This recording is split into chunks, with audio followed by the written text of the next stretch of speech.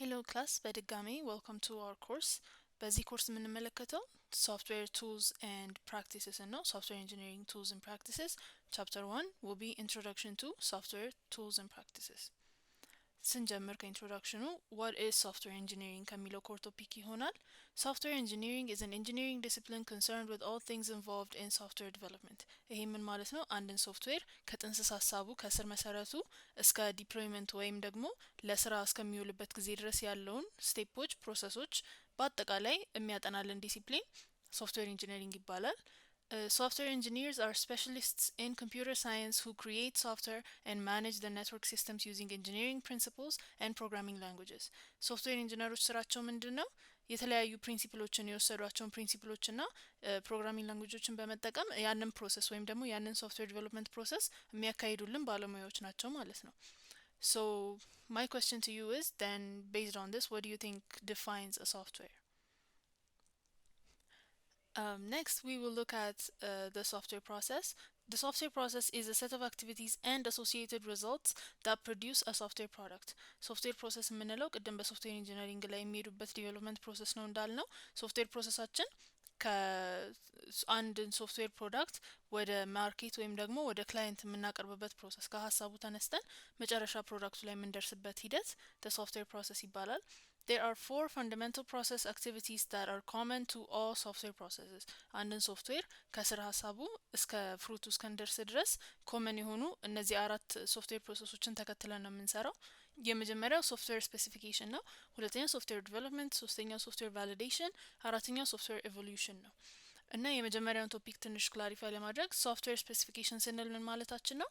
That is where customers and engineers define what the software to be produced will do እና ደግሞ the constraints on its operation ማለትም አሁን አንድን ሶፍትዌር እዚህ ጋር ፕላን አድርገን ስንሰራ ካስተመርና ኢንጂነር ቁጭ ብሎ ምን እንዲሰራ ነው የሚፈልገው እና ኮንስትሬንቶቹ ወይም ደግሞ ስኮፑ ስኬት ነው የሚለውን ድረስ የሚለውን ሪኳየርመንቱን የሚሰሩበት ሶፍትዌር ፕሮሰስ ሶፍትዌር ስፔሲፊኬሽን ይባላል። ሶፍትዌር ዲቨሎፕመንት የምንለው that is where the software is designed and programmed ሪኳየርመንቶቹን ወይም ስፔሲፊኬሽኖቹን ከዩዘር ሊሆን ይችላል ከክላይንት ሊሆን ይችላል ከተቀበለ በኋላ ኢንጂነሩ ወደ ዲዛይን እና ዲቨሎፕመንት ነው የሚሄደው። ያንን በሶፍትዌር ዲቨሎፕመንት ፕሮሰስ ውስጥ እናካትተዋለን። ሶስተኛው ሶፍትዌር ቫሊዴሽን ነው። ሶፍትዌር ቫሊዴሽን is where the software is checked to ensure it is what the customer requires. ዲቨሎፕ እና ዲዛይን ከተደረገ በኋላ ሶፍትዌር ዲቨሎፕመንት ላይ ሶፍትዌር ቫሊዴሽን ጋር ስንመጣ ከተቀመጠው ስፔሲፊኬሽን ወይም ሪኳየርመንት ጋር በማስተያየት ይሄ ነገር ሳቲስፋይ ያደርጋል ወይም ደግሞ የከስተመርን ሪኳየርመንት ፉልፊል ያደርጋል የሚለውን በሶፍትዌር ቫሊዴሽን ቼክ እናደርገዋለን። የመጨረሻው ሶፍትዌር ኤቮሉሽን ነው። ሶፍትዌር ኤቮሉሽን is where the software is modified to adapt to changing customer and market requirements. ይሄ ምን ማለት ነው? አንድን ሶፍትዌር ቫሊዴት አድርገን የዩዘርን ኒድ ሳቲስፋይ ያደርጋል ብለን ኦልሬዲ ስራ ላይ ካዋል ነው በኋላ በሶፍትዌር ኤቮሉሽን ከስተመር ሪኳየርመንት ሊቀየር ይችላል፣ ማርኬት ፕሌስ ሊቀየር ይችላል፣ እንደ ድሮ ኒዱ ሊቀየር ይችላል፣ የበፊት ሪኳየርመንቶቹን ብቻ ላይ ፈልግ ይችላል። ስለዚህ አዳፕታቢሊቲውን እዚህ ጋር ነው ኢምፕሊመንት የምናደርገው ሶፍትዌር ኢቮሉሽን ላይ we change our software, we evolve our software to match with ወይም ደግሞ to keep up with the changing market trends and changing customer requirements. Next, we will look at the software development life cycle.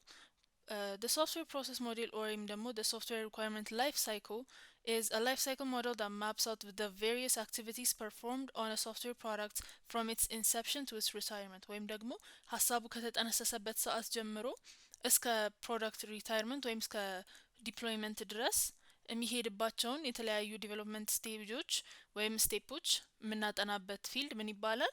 ሶፍትዌር ዲቨሎፕመንት ላይፍ ሳይክል ይባላል። ኢትስ ደ ላይፍ ሳይክል ከስር ከበርት ኦፍ ዲ አይዲያ ጀምሮ እስከ ኮምፕሊሽን ድረስ የሚያልፍበት ላይፍ ሳይክል ማለት ነው።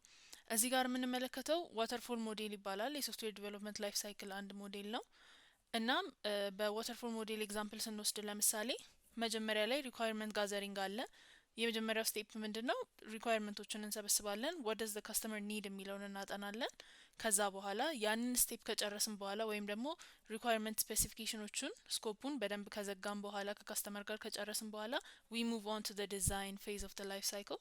The design phase is where the software engineers study the requirements እና ያንን ሪኳየርመንት በደንብ ፉልፊል ያደርጋል የሚሉት ዲዛይን they will come up with that design that they will later implement ኮድ የሚያደርጉትን ዲዛይን ይሰራሉ።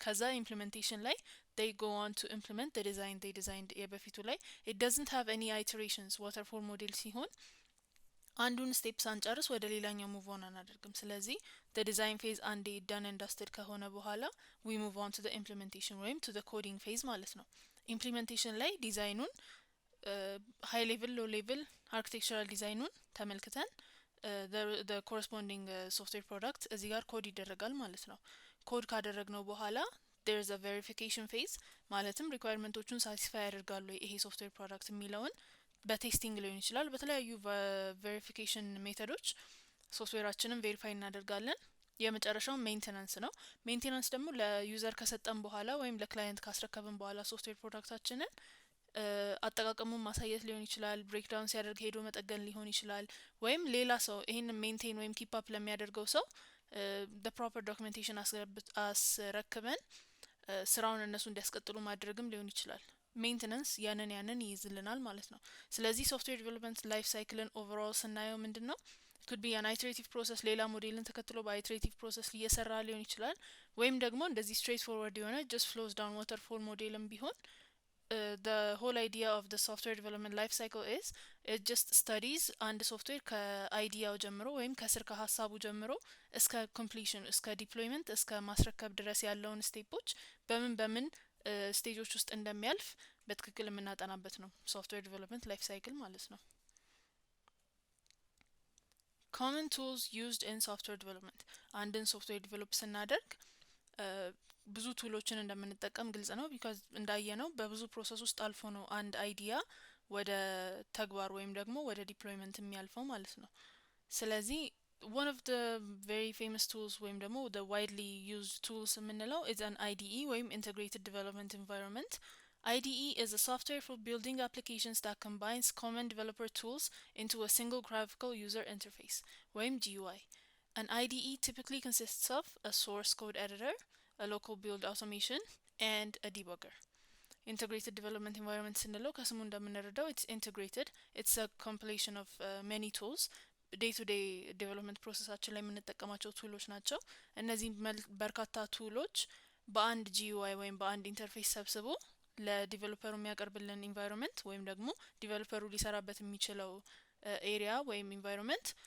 integrated development environment ወይም IDE ይባላል typically ኮመን ቴብሉ ላይ ያሉ አይዲዎች ላይ በጣም በብዛት የሚገኙ ቱሎች መካከል እነዚህ ሶስቱ በጣም ኮመን ናቸው ሶርስ ኮድ ኤዲተር አለው ሎካል ቢልድ አውቶሜሽን አለው ዲባገር አለው ሶርስ ኮድ ኤዲተር የምንለው ምንድነው it's a text editor that can assist in writing software code ከኖርማል ወርድ እና ኖትፓድ ጽሁፍ ትንሽ ለየት የሚያደርገው ሶርስ ኮድ ኤዲተራችንን ቪዥዋል ኪው ይሰጠናል ሲንታክሳችንን ሃይላይት ያደርግልናል ላንጉዌጅ ስፔሲፊክ የሆኑ ሰጀሽኖችን ወይም ደግሞ አውቶ ኮምፕሊሽኖችን ይሰራልናል እናም ደግሞ ኤረር እና ባግ ሲኖረው ኢንዲኬት ያደርግልናል ማለት ነው ይሄ ሶርስ ኮድ it's specifically tailored source code ኤዲተራችን it's specifically tailored to handle source code ወይም ላንጉዌጅ ስፔሲፊክ የሆኑ ሴቲንጎች ስለሚጫኑበት it is specific to software development ይሄንን ቱል አይዲያችን ውስጥ በብዛት እናገኛለን ማለት ነው any IDE ስንጠቀም ሊሆን ይችላል usually IDE ውስጥ source code editor አለ ሁለተኛው ቱላችን local build automation ነው local build automation ምንድነው የሚያደርገው utilities that automate simple repeatable tasks as part of creating a local build of the software for use by the developer like a compiling computer source code into binary code packaging binary code and running automated tests so local build automation ይሄን ስራ በደንብ ያቀልልናል ማለትም ሎካሊ በራሳችን ማሽን እነዚህ አውቶሜትድ ቴስቶችን የመሳሰሉትን ስቴፖች አንድ ዲቨሎፐር ሶፍትዌሩን ማሳለፍ ያለበትን ስቴፖች በራሱ ማሽን ሎካሊ ቢልድ አድርጎ ቴስት እንዲያደርግ የሰራውን ፕሮዳክት ስራውን ያቀልለታል ማለት ነው ሎካል ቢልድ አውቶሜሽን የሚጠቀም ከሆነ and this tool is available in most IDEs ሶስተኛው ምንድነው ዲባገር ነው a debugger is a program for testing other programs that can graphically display the location of a bug in the original code ዲባገር ምንድነው ኦሪጂናል ኮዳችን ላይ ወይም ሶርስ ኮዳችን ላይ ያለውን ኤረር ዲስፕሌይ ያደርግልናል ያለበትን ቦታ ያሳየናል and it's a program that is used to test other programs ሌላ ሶርስ ኮድን ራሱ ፕሮግራም ሆኖ ሌላ ሶርስ ኮድን እየሰጠ ነው ከዛ እዚህ ፕሮግራም ላይ ላይን እንደዚህ ሎኬሽን ላይ እዚህ ፋይል ውስጥ ይሄ ኤረር አለ ብሎ ዲስፕሌይ የሚያደርግልን ከሆነ we call that a debugger እና እነዚህ ሶስቱ ቱሎች they are commonplace in most IDEs። ቀጣይ we will revise UMLs ወይም ደግሞ Unified Modeling Languages. UML is a way of visualizing a software program using a collection of diagrams. ስዕሎችን፣ ምስሎችን፣ ዳያግራሞችን፣ ሼፖችን፣ የተለያዩ ፖይንተሮችን፣ አሮዎችን በመጠቀም we use a UML to visualize what a software program does. አንድ ሶፍትዌር ምን እንደሚሰራ፣ ከየት ወዴት እንደሚሄድ የመሳሰለውን ነገር በዳያግራም የምናስቀምጥበት ሜተድ ወይም ወይ UML ይባላል። The key to making a UML diagram is connecting shapes that represent an object or class with other shapes to illustrate relationships and the flow of information and data.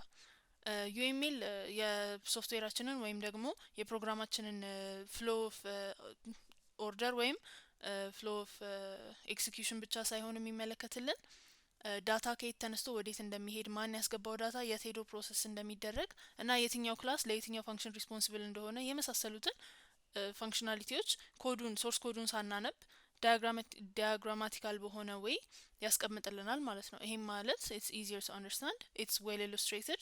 ስለዚህ ወደ ኮድም ሳንገባ አናሊሲስ ላይ ሆነን ሶፍትዌራችን ምን ምን መስራት እንዳለበት የቱ ጋር ምን ማካተት እንዳለብን ለማየት ቀላል ያደርግልናል ማለት ነው። Edromax is like the most widely used tool that we implement UMLs on. የተለያዩ ሼፖችን ሪስፔክቲቭ ቦታቸው ላይ ያስገባን የተለያዩ ሼፖችን ነው የምንጠቀመው። ስኩዌር አለ፣ ሬክታንግል አለ፣ ክብ አለ፣ የመሳሰሉት እያንዳንዱ የየራሱ ኢንተርፕሪቴሽን አለው። እነዚህን ኢንተርፕሪቴሽኖች በደንብ ካጠናን በኋላ ሶፍትዌራችንን ዲስክራይብ የሚያደርግ UMLን ለመስራት ከምንጠቀምባቸው ቱሎች ሞስት ዋይድሊ ዩዝድ የምንለው ኢድሮማክስን ነው። And that marks the end of chapter 1. I hope you had a great time and I'll see you in the next section.